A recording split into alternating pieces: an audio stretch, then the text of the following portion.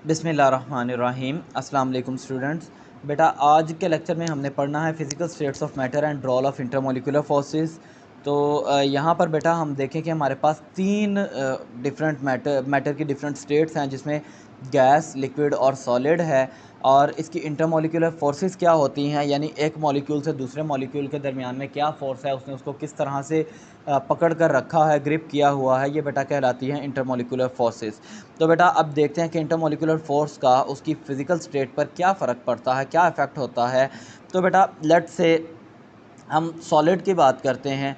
तो सॉलिड के जो बेटा मॉलिक्यूल्स हैं वो बहुत ही ज़्यादा क्लोज़ली पैक्ड होते हैं। यहाँ पर बेटा डायग्राम से मैं आपको समझाना बेहतर समझूंगा।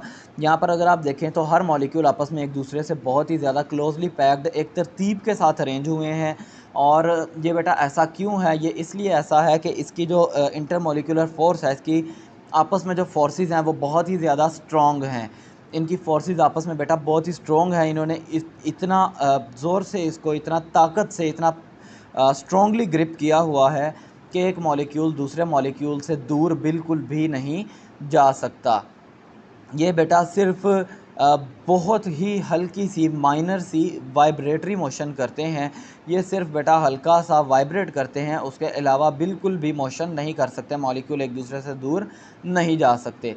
अगर हम बेटा लिक्विड्स की बात करें तो लिक्विड्स में इनकी बेटा थोड़ी सी स्पेस बढ़ जाती है। इनमें थोड़ी सी इंटरमोलिकुलर फोर्सेस जो हैं वो वीक हो जाती हैं।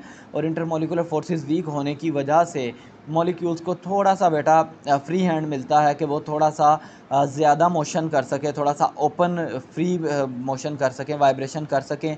और इस कंडीशन में बेटा मॉलिक्यूल्स जो हैं वो मोशन करते हैं, टू एंड फ्रो मोशन, यानी रैंडम मोशन करते हैं। ये बेटा हर मॉलिक्यूल दूसरे मॉलिक्यूल से ज़्यादा दूर तो नहीं जा सकता, लेकिन एज़ कम्पेयर टू सॉलिड इनकी मूवमेंट जो है वो ज़्यादा होती है।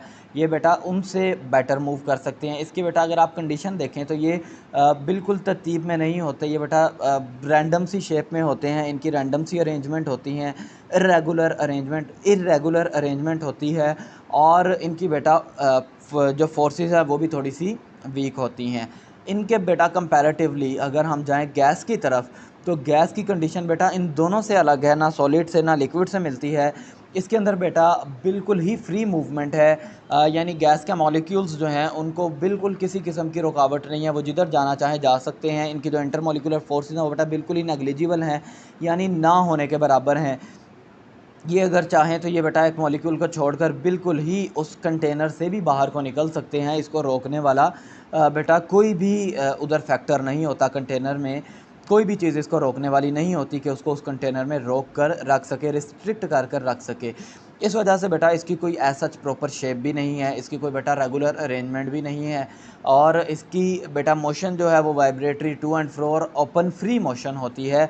तो बेटा यहाँ पर यही बताया गया है कि इंटरमोलिकुलर फोर्सेस जो हैं वो किस तरह से फिजिकल स्टेट्स पर डिपेंड करती हैं। अगर इंटरमोलिकुलर फोर्स ज़्यादा स्ट्रॉन्ग है तो सॉलिड स्टेट, अगर ये थोड़ी सी वीक हैं तो ये लिक्विड स्टेट, और अगर ये बिल्कुल ही नेग्लेजिबल है, ना होने के बराबर, तो ये गैस स्टेट में पाया जाता है मैटर। तो बेटा होपफुली आपको यहाँ तक इसकी अंडरस्टैंडिंग हो गई होगी। इसको बेटा घर पर पढ़िएगा, इसकी रीडिंग करिएगा। इसको अगर कोई कन्फ्यूजन हो तो बेटा पूछिएगा। Thank you.